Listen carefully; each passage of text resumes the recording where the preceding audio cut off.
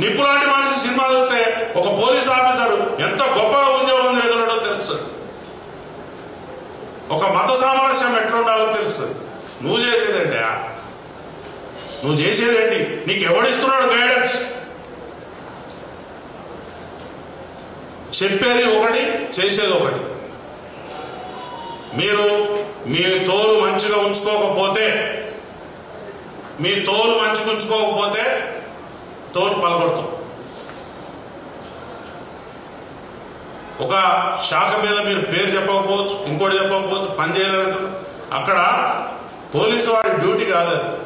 కానీ ఆ పడిపోయిన ఆ బాడీలకు రెస్పిరేషన్ ఎట్లా ఇస్తున్నారు చూసారు కదా, మూతలకు మూతి పెట్టి.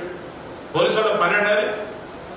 కానీ ఒక వ్యక్తి అక్కడ జీవితం పడిపోయాడు తీసుకుని ఆ యొక్క రెస్పిరేటరీ సిస్టమ్ అట్లా అందించారు కాబట్టి అందులో ఒక బాబు ఇవ్వడం మన కోసం అవకాశం.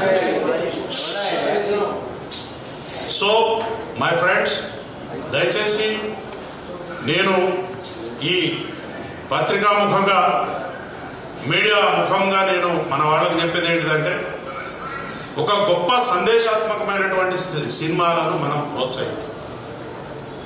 సందేశాత్మకమైన సినిమాలు చాలా ఉన్నాయి, ప్రోత్సహిద్దాం. కానీ మనం ఏ పని చేసినా కూడా సమాజ శ్రేయస్సును దృష్టిలో పెట్టుకుని సొంత లాభం కొంత మానుకో పొరుగు వారి కోసం పాటుపడబోయే అని చెప్పినారు మన కవులు. అది చదువుకోండి, నేర్చుకో, సబ్జెక్టు నేర్చుకో. నువ్వు గొప్పగా నీకు హావభావాలు ప్రకటించడం రాదు, నటించడం రాదు, చచ్చిపోయిన మనిషి గురించి చెప్పడం నీకు అంతకంటే రాదు. నువ్వు ఎట్లా నటుడు అయినా నాకు అర్థం కాదు.